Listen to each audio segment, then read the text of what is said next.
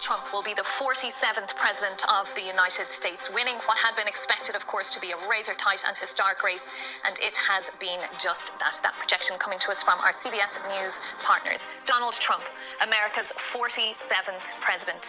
He claimed victory, of course, a couple of hours ago, but now it is official with that projected win for Donald Trump. We've been waiting on votes coming to us from Wisconsin. We have them now. That's put him over the top. Donald Trump, America's 47th president, and of course, America's 45th president as well. Just 4 years ago, of course, Donald Trump came up short, losing to Joe Biden after the country waited days for the results. Not the case this time. It has been just hours, and Donald Trump is heading back to the White House as America's 47th president. With this, Donald Trump becomes only the second president in U.S. history to serve 2 non-consecutive terms in office. The 78-year-old will also be the oldest person to assume the presidency when he is sworn into office in January. The president-elect, as he is now, made immigration and economy the top priorities for his campaign. And as we've seen, there are issues that have resonated with the American people. With this result, this projected result, that Donald Trump will be America's 47th president. It's been quite the campaign, quite the year indeed for Donald Trump. He survived an assassination attempt earlier this year in July when a gunman shot him in the ear at a rally in Butler, Pennsylvania. That was just days, of course, before he formally accepted his party's nomination. Just a few months later, the Secret Service foiled another alleged assassination plot at one of his golf courses in Florida. But what we're talking about tonight, of course, Donald Trump becoming America's 47th president. That projection coming to us. Happy today, Democrat strategist in the United States, Antoine Seawright, who joins us. Good morning to you, Antoine, and I suppose commiserations for your candidate. Well, good morning, and if the results are true and when it is officially announced, we will congratulate President-elect Donald Trump on his victory. I mean, that would be the normal thing. I mean, we've not heard from Kamala Harris today. All of those activists waiting there at her watch party at her former university in Washington. I mean, desperate, to hear from the woman herself. Nowhere to be seen, not heard from yet. What's happened? Well, it's because the results have not been officially called here in the United States. No, but you know as well as I do that before the results are officially declared, it's often the case that candidate concedes. And it was said last night at her watch event that we will hear from her today, and so we look forward to hearing from Vice President Harris today. Why do you think she lost so badly? Different elections have different reasons for their coalitions and constituencies turning out for the candidate of choice. I think we have to check the hood of the results and see what the exit polls tells us. But what we can see so far is that rural America voted in groves for former President Trump. And other than that, I think it's too premature to say one way or another.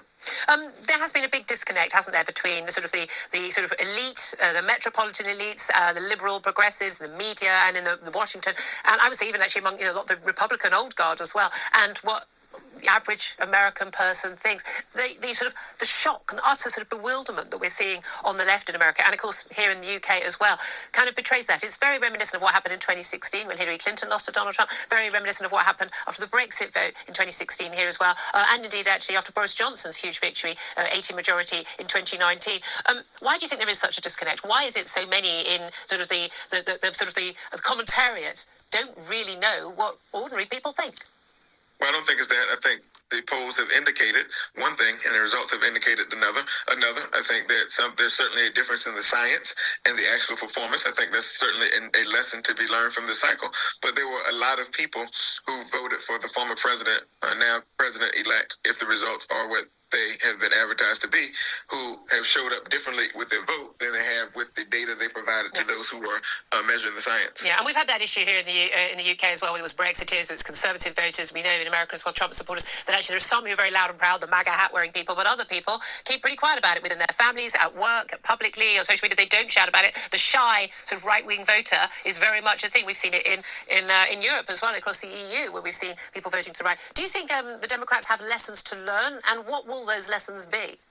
Well, two things happen in elections. You either win or you learn, and sometimes when you win, you do not learn. But I think the biggest lesson for Democrats will be to not take anything for granted, to not make assumptions about the electorate, and do not think That's conventional measures of a successful potential candidacy, whether it's money, whether it's momentum, whether it's conversation, direct voter contact, or the overall indications of what the results are ultimately going to be.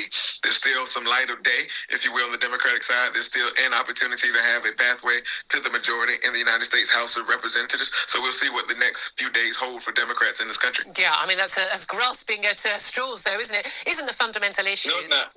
Okay, It's not grasping at straws, because there are many races who have not been called in the United States House of Representatives, and so we're still waiting on those results. Okay. At the end of the day, it was the candidate what lost it, wasn't it? Do you agree that actually Kamala Harris is a terrible candidate for the Democrats? I do not agree that she was a terrible candidate. In fact, most people, reasonable people, would argue she was one of the most qualified persons to ever run for the presidency. Who thinks that? When you look at her resume, we've heard, well, you don't live here, so I'm telling you I hate to tell you this, Antoine. We actually do pay quite a lot of attention to American politics. I'm telling you what Democrats and Republicans have said, both privately and public, here in the United States. I think the difference is the coalition that former President Trump has been able to put together versus the coalition that she was able to put together. The momentum obviously outweighed for the former president on his side when it came to the issues. We don't know what those measures are, but we assume that the economy and immigration were the two things that really drove the conversation. I mean, I would have thought also the woke issues, again, I think that is a very big issue for an awful lot of, certainly parents, I think, as well. But you say, she has great qualifications. She was so good that she was rejected by pretty much all Democrats back in 2020 as a Democrat candidate for presidency. In this country, that's what the primary process is all about. Yeah, exactly. But you're saying she was such a good candidate, but she was, when the Democrats got to have a say on to have her as a candidate, which they didn't. Have me on the program, then shut up and let me speak, okay? Antoine, I was speaking and you interrupted me. No, well, if you're going to ask me a question... No, I haven't finished asking you the question. You interrupted me. If not, then I won't come on the program. Antoine, I was asking a question and you interrupted me, so I carried on talking. That's not... I'm going to answer. Can I ask the question? Can I ask the question and then you answer it? Would that be okay? I'm saying she was so bad as a Democrat candidate. That's not a question. Just ask the question. Ask the question. Antoine, what happened in the 2019 as a general rule, I don't enjoy men telling me how to speak, so I'd rather you stop doing that. As a general rule, if you're a journalist and ask the question, don't give a statement. If you allowed me to ask the question, I could finish. No, you keep giving a statement. Ask me a question. Right, okay. Mr. English graduate here all of a sudden. Right, okay. Antoine. I'll start with an if that makes you happier. If she was such a good candidate in 2024, why was she rejected so fully in 2020 as a candidate when you say she's got such a great track record and she was an absolute failure, absent from the scenes as a vice president? Question mark. Well, that's simply not true. Maybe understanding the role of the vice president will help you give context to the role she played in the Biden-Harris administration. And the primary gives us an opportunity to make a choice. The general election, you're given a choice. She did not win the primary. The country moved on. Our party moved on. She became the vice presidential nominee and then became the vice president of the United States. Okay, I thank you very much. As a politics graduate, I do actually understand the American political system. Thank you for the little lesson. I appreciate that. She not only did not win it in 2020, she wasn't even in it for the first actual vote because she had so little support. She was considered such a poor candidate. She wasn't elected as a VP candidate. She was appointed. She wasn't elected as the presidential candidate. She was chosen. That's not true. She was elected as vice president of the United States the same way Mike candidate. The same way Mike Pence was elected as vice president of the United States when he and Donald Trump were both elected together. They were on the ticket. She was elected as the VP, yes, as part of the ticket, but she wasn't elected as a candidate. She was appointed. Well, that's the same thing. She was elected. She was appointed as a candidate and elected. The long winter nights must just fly by in the Seawright household. Antoine, do you think that the Democrats are going to learn any lessons at all from this? Because if we're going to still see candidates being selected who are, as she was viewed in her one term in the Senate, as the most sort of far left radical candidate, if they're going to have someone who was appointed, Joe Biden was very blatant. He chose a short list of black women to choose from, that based on her skin color and her genitals. Well, that's not true. That's not again, true. that is true. Do you think the Democrats are going to learn anything from this and move forward? Did you speak to Joe Biden and ask him what was the reason he chose Kamala Harris to be his nominee? He said he was only going to have a woman, and then it was narrowed down to it was going to be a black woman, and all the women on the I'm going to ask you a question. Did you speak to Joe Biden? Oh, that's such a ridiculous question. Okay, you didn't. Okay, thank you. I appreciate it. I mean, that's such a ridiculous. I mean, that's. Do you want to answer the question? I mean, since you feel very strongly about me asking you questions, do you want to answer the question I asked you? Well, if you didn't speak to Joe Biden directly, then you can't assume who he chose to be his vice president. It just happened. There wasn't a single person who wasn't a black woman who was good enough to be his VP. Well, do you know that? Because I didn't know. No, I don't know. But obviously, he thought that because he didn't have a single person who wasn't a black woman on his shortlist. I didn't know you were involved in the process. Are you under the illusion that people have to actually be in the room or in America to understand or know anything about American politics? Because I think this is kind of the problem with Democrats, thinking that everyone else is stupid. Do you think that's working well for the Democrats? Because I don't think it is, because I've just looked at the election result. I think basically telling everyone else that if they don't agree with you or they don't say exactly the words you like, that they're just stupid. I'm not sure that that's the winning strategy. Well, I didn't. Did you hear me say that?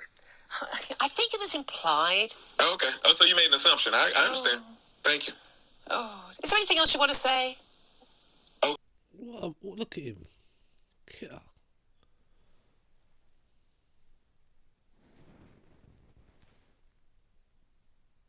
Winner of the 2024 presidential election.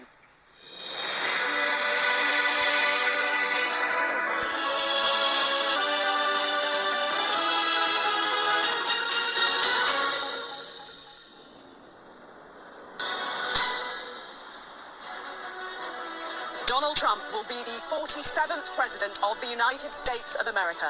And so the man who has upended all the rules of politics in America is president for a second time. The man who has been impeached twice, who has a criminal conviction, who stands accused of trying to overthrow the results of the last election, has won this one. Well, I want to thank you all very much. This is great. These are our friends. We have thousands of friends on this incredible movement. This was a movement like nobody's ever seen before. And frankly, this was, I believe, the greatest political movement of all time. There's never been anything like this in this country, and maybe beyond. And potentially the greatest country in the world by far. And right now, we're going to just work very hard to get all of that back. We're going to make it the best it's ever been. We can do that. If we had to wait longer, I don't know. It was going bad, and it was going bad fast. We're going to have to seal up those borders, and we're going to have to let people come into our country. We want people to come back in, but we have to let them come back in, but they have to come in legally. They have to come in legally. Let me also express my tremendous appreciation for Susie and Chris, the job you did. And I would say the country, actually. But, you know, I was president, and now it looks like I was going to be maybe president again, so I figured I could ask him to hold. So I asked him to hold. And especially because you're going to be president again, they hold. So I took the phone down, and I'm looking at the screen. I'm seeing this crazy thing that's going around and coming down. It looks like it's going to crash into the gantry. And I said, oh, no. And I said, do me a favor. Do you mind holding for a couple of minutes? I want to see this. I thought it was a space-age movie or something. I put the phone down. Bad part, I didn't pick it up for 45 minutes, and he was holding. But this spaceship came down, and I saw those engines firing, and it looked like it was over. It was going to smash. And then I saw the fire pour out from the left side, and it put it straight. And it came down so gently, and then it wrapped those arms around it, and it held it. And just like you hold your baby at night, your little baby. And it was a beautiful thing to see. And I called Elon. I said, Elon, was that you?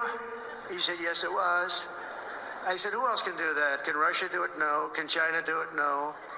Can the United States do it other than you? No. Nobody can do that. I said, that's why I love you, Elon. That's great. I want to thank some people real quick. I want to thank the Nelk Boys, Aiden Ross, Theo Vaughn, Bustin' with the Boys, and last but not least, the mighty and powerful Joe Rogan. And thank you, America. Thank you. Have a good night. Start a war. I'm not going to start a war. I'm going to stop wars. But this is also a massive victory for democracy and for freedom. Together, we're going to unlock America's glorious destiny. We're going to achieve the most incredible future for our people. Yesterday, as I stood at my last stop on the campaign trail, I'll never be doing a rally again. Can you believe it? I think we've done 900 rallies approximately from them. Can you imagine? 901 something, a lot of rallies. And it was sad. Everybody was sad. Many people, I said, this is our last rally. But now we're going on to something that's far more important, because the rallies were used for us to be put in this position where we can really help our country. That's what we're going to do. We're going to make our country better than it ever has been. And I said that many people have told me.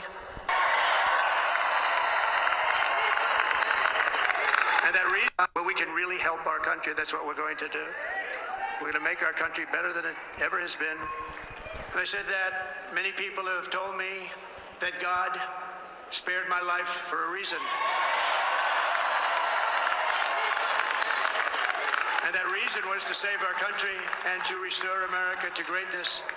And now we are going to fulfill that mission together. We're going to fulfill that mission. The task before us will not be easy, but I will bring every ounce of energy, spirit, and fight that I have in my soul to the job that you've entrusted to me. This is a great job. There's no job like this. This is the most important job in the world. Just as I did in my first term, we had a great first term, a great first term. I will govern by a simple motto: promises made, promises kept. We're going to keep our promises.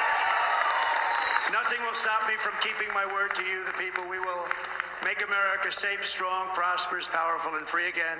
And I'm asking every citizen all across our land to join me in this noble and righteous endeavor. That's what it is. It's time to put the divisions of the past 4 years behind us. It's time to unite.